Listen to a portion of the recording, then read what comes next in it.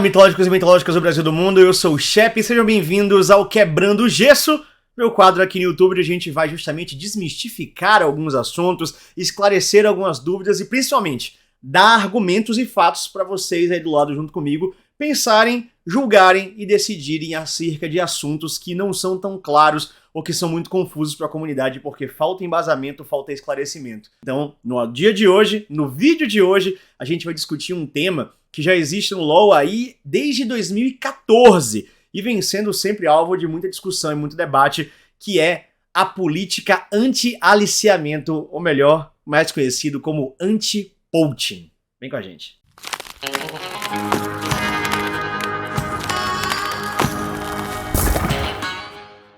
Em 2014, pela primeira vez, a Riot publicou oficialmente o que eles iam chamar de PIAA, que é a Política Interregional de Anti-Aliciamento e Anti-Adulteração, que é conhecida como a política de anti-poaching.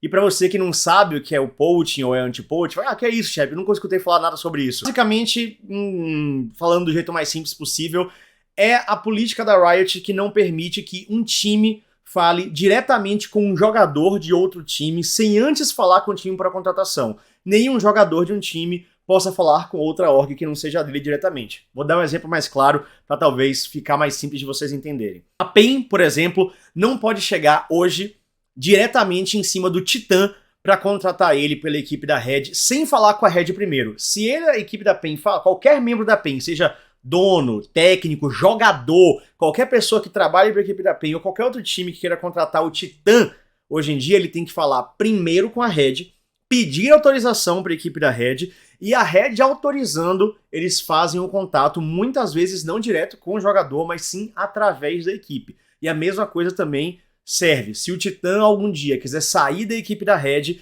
ele não pode chegar diretamente na Loud, por exemplo, e dizer, me contrata aí. Não, ele tem que falar para a Red, dizer que ele quer ir para outra equipe, e a Red vai colocar ele em mercado, aí as outras equipes virão falar com a Red, por exemplo, para tirar o Titã de lá. Então isso é o poaching. É a política de não aliciar jogadores, nem jogador aliciar times para visar um competitivo mais tranquilo. Mas o que é que eu vou falar nesse vídeo de hoje? Na minha humilde opinião, e na de muita gente também, a política anti-poaching, anti-aliciamento da Riot não deveria existir mais. Por quê? Você deve estar se perguntando. Olha, não estou dizendo que ela é uma política completamente sem sentido e que ela tem que ser absolutamente extinta. Não. Para mim, ela tem que ser revista como ela é hoje em dia e adequada à nova realidade.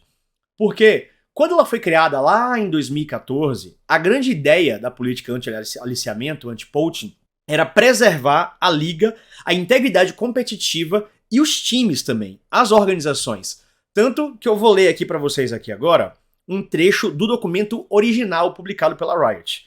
A partir do dia 8 de agosto, o Brasil passa a aderir à Política Interregional de Anti-Aliciamento e Anti-Adulteração, PIAA. Esse conjunto de regras é válido para todas as equipes participantes do CBLOL, incluindo série de promoção, na época que existia ainda. Com isso, os times e jogadores brasileiros passam a respeitar a política global e sempre que houver o interesse de transferência internacional entre organizações, as partes devem respeitar as regras de anti-aliciamento. Confira o resumo do PIAA e consulte o documento completo no final do texto em PDF. Essa política engloba todas as regiões e em breve comunicaremos mais algumas regras. E aqui tá um TLDR rapidinho que eles fazem sobre a política de anti-aliciamento. Eles falam: nenhum membro de organização pode entrar em contato direto com os jogadores sob contrato com outra organização. De maneira similar, nenhum jogador sob contrato pode contatar diretamente membros de outras organizações. Quesito 3. Jogadores e organizações que desrespeitarem esta política estão sujeitos a penalidades, coisa que já aconteceu no Brasil, inclusive. Organizações interessadas em negociar jogadores sob contrato devem procurar primeiro a gerência da organização atual deste jogador. E por último, jogadores sem contrato são livres para procurar potenciais empregadores e vice-versa. Esse é um TLDR geral que foi postado lá em 2014, nesse primeiro documento. E voltando ao que eu falei, quando a política anti-poaching foi lançada, o grande intuito era proteger as organizações que estavam investindo quantidades massivas de dinheiro no League of Legends em seus respectivos campeonatos nacionais e proteger, claro, a integridade competitiva. Acho que acima de tudo a integridade competitiva. Porque quando a gente fala de proteção a empresas, naquela época fazia muito sentido. E por que hoje eu falo que não faz mais sentido? Bem, vamos lá. Quando começou isso, lá em 2014, o cenário nem era um cenário direito. A gente tinha em cada região algumas equipes que eram aquelas equipes mega sérias, super profissionais, com quantidade de dinheiro exorbitante, e algumas orgs que estavam trocando todo ano.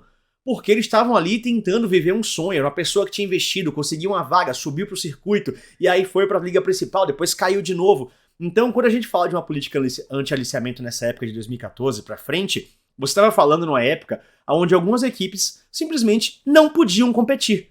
Então, sem uma regra de anti-aliciamento, uma equipe gigantesca, como a gente pode trazer para a realidade do Brasil, por exemplo, que eram lá em 2014 e 15 PEN, INTZ e Cade, que tinham bastante dinheiro, iam rapelar o cenário. Se uma equipe pequenininha que conseguiu acesso para o CBLOL chegasse lá com um mega talento que ele descobriu da solo kill ou do circuito Tier 3, Tier 2 e não tivesse a lei de poaching, uma PEN, uma Cade, uma INTZ podia chegar e dizer: ô, Joãozinho, você tá jogando pra caralho? Vem pra cá, 10 mil reais. Acabou, ia matar o time que descobriu aquele cara, que investiu, trouxe ele pra São Paulo, pagou, fez todo o investimento nele, e ele simplesmente da noite pro dia perdeu o jogador, destruiu tudo que ele tinha construído nesses últimos meses, quem sabe até ano, e possivelmente pode destruir uma organização. Então, nessa época, onde existia uma disparidade, uma distância econômica muito grande de poder aquisitivo entre equipes, a política anti-poaching, anti-aliciamento, ela era extremamente necessária. Mas a realidade de hoje em dia, no mundo inteiro, mudou completamente. Porque a primeira coisa, as ligas na maioria dos mundos é ótimo, né? Na maioria dos países são franqueadas. Pois é. Então, o que é que isso quer dizer? As ligas são franquias e os times são sócios dessas ligas. E para esses times entrarem na franquia, eles pagaram quantias muito, muito altas. Aqui no Brasil, fala-se de valores aí de vagas iniciais entre 4 milhões e 4 milhões e meio e de vagas vendidas atualmente por 10 milhões ou até mais. Então, quando a gente olha para a realidade competitiva do resto do mundo e até do nosso Brasil, não existe mais essa disparidade de armas. Claro, sempre vai existir um time com mais dinheiro do que outros, mas não tem mais aquela situação onde um time é pobre, um time é fudido e outro time é multimilionário podendo rasgar dinheiro infinito. Vai ter os times que têm bastante dinheiro e vão ter os times que têm um pouco menos de dinheiro, mas têm bastante dinheiro para investir. Só que, na minha opinião, essa não é a principal razão para a gente reajustar a política anti-aliciamento. Porque, de fato, essa diferença financeira pode fazer uma grande diferença. Como, por exemplo, foi essa dança das cadeiras esse ano no CBLOL, né? Jogadores saindo e muitas das vezes que foram lá no MD3, no meu podcast, falaram que o motivo foi salário. Os caras foram ganhar grandes salários em outras organizações. Então ainda existe sim uma diferença salarial. As empresas que eles saíram, os times que eles saíram, poderiam pagar aqueles valores? Poderiam. Optaram por não pagar. Foi uma opção deles. O grande ponto aqui é a segurança jurídica que hoje o cenário tem. E quando eu falo do cenário, não é só o brasileiro, eu falo do internacional também. Porque hoje em dia eu acho que a melhor solução para não precisar de uma política anti-poaching tão intensa como é hoje são os próprios contratos jurídicos. Lá em 2014, quando o cenário nasceu, começou a engatinhar com mais força e mais poder, vários times nem tinham contrato com os jogadores. Vários times faziam as coisas na boca, uns contratos de gaveta, umas coisas quase inexistentes. Então esse controle era praticamente inexistente. Hoje em dia, todos os times do CBLOL, LCS, LEC, LCK, LPL, por aí, tem comissões jurídicas, meu amigo. Os times têm um corpo de advogados que fazem contratos de parecendo uma bíblia para cada jogador. E nele tem multa rescisória gigantesca, que vocês bem sabem. Tem ali cláusula de barreira, tem cláusula disso, cláusula de aquilo. Então, em geral, esses contratos são a própria segurança jurídica do jogador, dos times. Porque no final das contas, a lei sempre vai ser maior do que a vontade da Riot, a vontade do time, a vontade do jogador. Então, se um jogador A tem um contrato com o time B, esse contrato vai ter que ser respeitado. Um jogador não vai poder chegar do nada e receber, vamos voltar aos exemplos. O Aegis recebeu uma proposta da Los Grandes. Ele não vai poder só tacar o foda-se pra Red e ir pra Los Grandes. Não, porque ele tem uma multa rescisória que se ele parar de jogar na Red, de sei lá quantos milhões. Então, a Los Grandes vai ter que falar com a Red para acertar aquela multa, como é que vai ser a compra, como é que eles podem reduzir a multa, onde é que eles podem melhorar para ele conseguir fazer a transferência. Não dá mais para o jogador sair de um time para o outro a toque de caralho.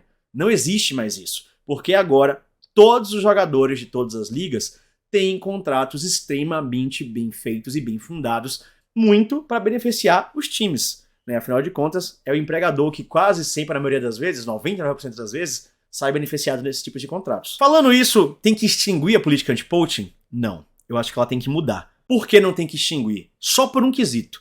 Eu acho que o anti-poaching tem que ser mantido exatamente como é em uma única situação, durante o curso do campeonato. Porque aí realmente mexe naquele fator que eu falei que era o mais importante de todos, que é a integridade competitiva. Porque se um time puder falar com um jogador, sem falar com outro time que possui esse jogador contratado, ele pode mexer na alteração, ele pode mexer no resultado do campeonato. E não digo nem de comprar jogo, nem essa coisa que é um crime, mas de mexer com o psicológico. Porque se, sei lá, a Loud chega para um jogador da PEN no meio do curso do campeonato e fala, cara, eu quero jogar com você, eu quero você no meu time no próximo split. Como é que fica a cabeça desse jogador? Será que ele vai conseguir focar em ser campeão? Será que ele vai dizer, porra, já tô com o meu salário garantido, caguei pra PEN agora, vou jogar pra Loud ano que vem, então vou ficar jogando com a bunda aqui. Um contato direto numa situação como essa pode sim ser muito prejudicial pra liga. Não tô dizendo que o jogador vai de propósito começar a intar, que ele vai entregar jogos porque ele sabe que ele vai mudar de time. Não, não é isso. Mas o mero contato pode causar uma instabilidade. Pode causar ali uma coisa na cabeça do jogador de ele performar mal, dele ficar mais acomodado, dele saber que o próximo split vai ser melhor pra ele e ele já vai sair dali com um contrato muito maior, então quem sabe ele não precisa se esforçar tanto assim. Claro que isso não é uma regra. O jogador pode dizer, não, agora eu vou jogar mais ainda pra ganhar o título e mostrar que eu sou bom o suficiente pra essa organização. Só que é aquilo. Quando a gente fala de regra, quando a gente fala de lei, a gente tem que se blindar de todos os lados possíveis e inimagináveis. Afinal de contas, a gente tem que sempre pensar em todos os parâmetros de uma situação. Então, sim, um parâmetro onde um time fala com o jogador no meio de um campeonato pode, inclusive, ser usado como tática. Um time pode fazer isso de maneira escrota. Ele pode chegar para um jogador, caso não existisse política anti-poaching, e dizer, olha, quero você no meu time ano que vem. Vamos fazer? O cara, vamos lá, pá, então isso aqui, beleza. Aí o cara vai lá, relaxa, perde, chega no outro ano, o time fala, então, cara, não, obrigado, tá?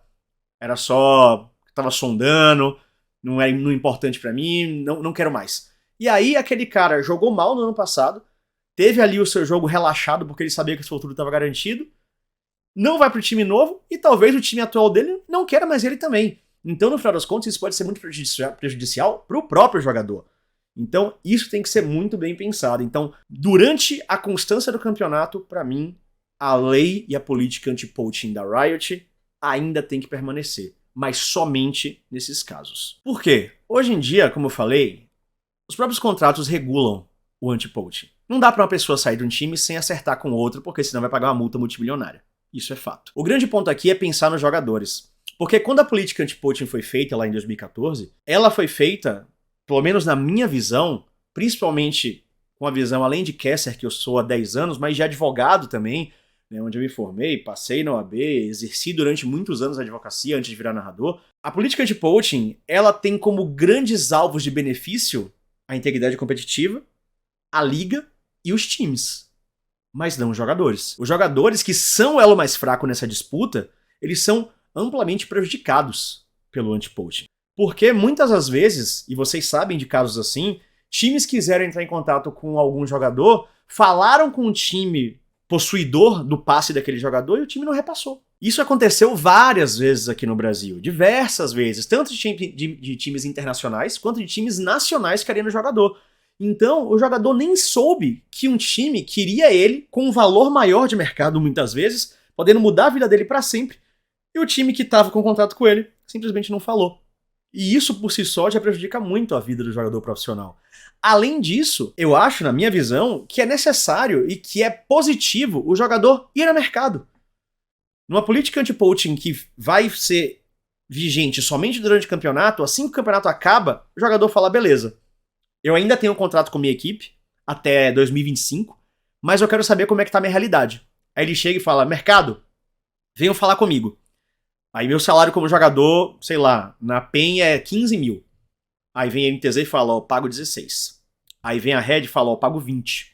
Aí vem a Loud e fala, ó, pago 10. Aí jogo pra fora. Ó, a Los Grandes pago 30. Você fala, Você vai entendendo como jogador qual o seu valor no mercado para você poder negociar o seu próximo contrato quando você sair do seu time atual ou para você pedir um reajuste de contrato no seu time atual, porque isso é possível. Vários times falam publicamente que fazem esse reajuste de contrato diversas vezes com seus jogadores. Então, reajustar sem ter noção de qual é o preço dele para o mercado é muito difícil para o jogador, porque ele vive a realidade dele no contrato que ele tem. Mas se ele escutar o mercado, ele vai saber como o mercado está vendo ele e quais os preços que estão sendo praticados no mercado. Isso faz com que ele se valorize, com que ele viva uma situação mais justa e que, acima de tudo, ele não se frustre. Porque uma coisa também é um jogador ter um contrato onde ele não vai poder nunca ser renegociado e ganhar um valor que seja muito pequeno, porque na época que ele foi contratado, ele era um jogador inexpressivo. Em 1, 2 anos ele cresceu, ganhou título, merece ganhar 10 vezes mais que aquilo que ele recebe, mas ele não vai ganhar porque ele está preso no contrato daquele jeito, daquele único jeito, e não pode sair de lá. Então esse é um ponto muito importante para a gente também resguardar os jogadores, que são, sim, uma parte dessa relação tripartite. A gente não pode trazer somente a proteção para as organizações, porque eles colocam dinheiro no cenário e grandes quantidades de dinheiro, sim, são muito importantes para o ecossistema. Para a liga, que é tudo, né? Afinal de contas, sem liga não tem nada, claro, ela tem que ser resguardada, mas o jogador também é parte disso. E ele precisa ser protegido, ele precisa ser visto com a melhor maneira possível. E aí muita gente pode estar falando, o chefe aí tá falando que o jogador precisa ser protegido, os caras ganham maior dinheiro e quer passar a mão na cabeça. Cara, eles são trabalhadores. Eles são trabalhadores, goste você ou não, eles estão trabalhando. E como qualquer outra pessoa no mundo que trabalha, eles precisam dos seus direitos garantidos. Não é porque eles trabalham com videogame que é mais fácil, por exemplo, do que, sei lá, ser catador de lixo, ser pedreiro, que você vai, fica embaixo do sol, suando, 10 horas por dia, mais condução, que esse trabalho é muito complicado, que um outro trabalho tem que ser desvalorizado, que outro trabalho tem que ser marginalizado. Não é assim que as coisas funcionam. A gente tem que sempre tentar resguardar e proteger todos, da mesma maneira e da melhor maneira possível. E outra coisa também, a gente fala como se essa política anti-poaching tivesse extinguido o poaching no mundo, o que todo mundo sabe que não é verdade. O poaching continua acontecendo todos os anos, no cenário inteiro, de todos os esportes eletrônicos. O grande ponto é que é muito difícil provar o poaching, porque o poaching ele só é provado quando você tem uma prova de que alguém falou com alguém. Então alguém precisa denunciar o poaching, alguém precisa vazar o poaching. Se um time vem falar comigo e eu fico puto, aí eu vou lá e pego o print do WhatsApp e mando pra Riot. Ou gravo alguém conversando comigo. Mas fora isso, quase nunca o poaching é exposto. Os jogadores são amigos. Eles querem jogar um com o outro. Eles saem, vão pra churrasco, vão pra sushizada, vão pra festa. E eles conversam entre si. Dono de time é a mesma coisa. Eles encontram o cara no evento, no próprio CBLOL, numa BGS da vida, numa Comic Con Experience, em 1 milhão de eventos que tem por aí, em aniversários. E as pessoas vão se conversar. As pessoas vão dizer, quero jogar com você, vem jogar comigo. Isso já acontece. Então, eu acho que o grande ponto é tirar essa bitolagem, essa fixação de que a política anti-poaching vai resolver tudo. Claro que ela não resolve, e a Riot sabe que ela não resolve, mas ela tem que se proteger e tem que proteger a sua liga também da melhor maneira possível. Entretanto, eu julgo que essa não é mais a melhor maneira possível. Lá em 14, era a melhor maneira possível, porque os times precisavam ser protegidos dos grandes times que estavam lá em cima. Existia uma disparidade muito grande. Hoje em dia, não existe mais. E o poaching continua existindo. O que a gente tem que fazer é fazer com que o poaching deixe de existir, porque não vai precisar mais tê-lo. Você vai deixar os jogadores pós-campeonato livre para conversarem, porém ainda com contratos vigentes com as suas equipes. Se eles quiserem sair, a equipe vai ter que negociar com a equipe vigente um bom contrato, uma boa multa rescisória mais reduzida e um meio onde todo mundo ganha no final das contas. Muitos casos já aconteceram aqui no Brasil. Um dos primeiros, inclusive eu fiz um vídeo no meu antigo canal de YouTube, lá atrás que não existe mais, foi o caso do Loop. Pois é, teve um caso de poaching muito famoso entre INTZ e PEN, e o Loop foi o primeiro grande caso de poaching no Brasil. Teve ali uma situação de processo, jogador que foi proibido de jogar em outro time, e foi o grande e icônico caso de poaching no Brasil. Teve um outro caso de poaching do Saci, quando ele era da equipe da Red, e a INTZ fez ali um contato de poaching. O Saci gravou essa ligação, gravou essa conversa, fez a exibição, e na época a INTZ levou uma multa de R$5.000 e um afastamento de um dos donos por um período de anos por ali. Além dessa situação, outras também de poaching já rolaram por aí, entre outras equipes, mas é que a grande maioria acaba não sendo provada. E mais uma vez, a política anti-poaching, ela tem as suas serventias. Ela foi brilhante e excelente quando ela nasceu. Ela era necessária. Não existia igualdade. Existiam gigantes e crianças correndo no meio dessa liga. Hoje em dia, todos são gigantes. Alguns podem ser gigantes armadurados, gigantes com poderes mágicos, brigando com outros gigantes só muito fortes? Sim, mas todos são gigantes. Mas o que é mais importante é que a maior força entre eles não vai ser o gigante com mais dinheiro, vai ser a lei. Porque são os contratos e a regulação que vão garantir que esses jogadores não vão sair das suas orgs de maneira completamente aleatória. E aquilo, né? Quem é que quer ter na sua organização um jogador que não quer estar lá? Então muitas organizações hoje em dia já tomam essa iniciativa de deixar o jogador ouvir o mercado. São poucas, na verdade, vai. Vou colocar aqui, não vou citar nomes, mas são poucas que fazem isso. Porque não tem sentido. Um cara que tá de má vontade, que tá insatisfeito, ele não vai render, ele não vai performar. Então não é positivo nem pro jogador ficar lá, nem pro time ter aquele jogador no time. Esse, no final das contas, é o grande ponto. Quando a gente pensa em política anti-aliciamento, a gente tem que pensar que essa política tem que beneficiar os três lados: liga, times e jogadores. Hoje, os jogadores são completamente excluídos desse benefício. Então, a gente tem que rever o anti-poaching. Na minha humilde opinião, depois de tudo isso que eu falei aqui, o anti-poaching tem que permanecer somente durante o tempo que o campeonato estiver acontecendo. Acabou o campeonato, o anti-poaching cai, todos os times podem falar com todos os jogadores, sem ter que passar por time primeiro, para não ter proposta oculta, para ter valor de mercado divulgado e para ter satisfação para todo mundo. Se algum jogador quiser sair porque outro time ofereceu mais dinheiro, esse time do jogador atual vai receber dinheiro, vai receber a multa rescisória e vai ter a oportunidade de poder se reestruturar, se reformular. O jogo é assim, o esporte é assim e a vida contratual é assim. Ninguém pode ficar preso num lugar por causa de um contrato se a sua vontade não bater com ela. Claro que o contrato vai ter que ser respeitado, mas se alguém quiser quebrar o contrato, ele tem que ter pelo menos o direito de pagar a sua rescisória, de poder sair de lá e não ser proibido de saber que alguém quer ele em outro local, que ele está sendo valorizado, que ele está sendo visto por outras empresas. Então, no final das contas, eu acho que esse é o grande recado. As três pernas desse poder têm que ser valorizadas: os times, a liga e os jogadores. As leis e os contratos têm que ser, esses sim, os grandes reguladores de qualquer tipo de anti-poaching. Eles têm que ser respeitados, eles têm que ser debatidos quando alguém quiser mudar de time ou sair de time. Multa rescisória está aí para isso, entre outras milhares de cláusulas. E todo mundo, no final das contas, desse jeito, pode sair um pouco mais feliz, um pouco mais satisfeito da sua situação.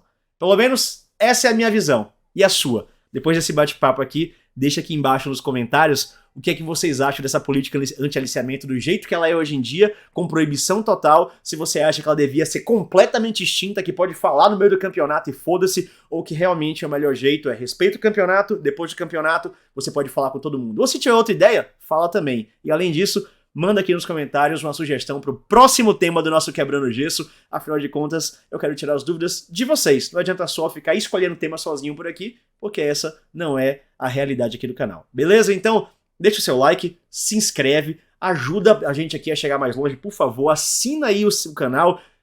Ativa o sininho também, que é muito importante para você receber as próximas notificações. Caso você não tenha assistido o vídeo de estreia, assiste lá, eu falei se o CBLOL é engessado ou não, dei as minhas opiniões, vocês tomam a decisão no final das contas, e é isso então. Até semana que vem, é isso, tamo junto, e tchau, tchau.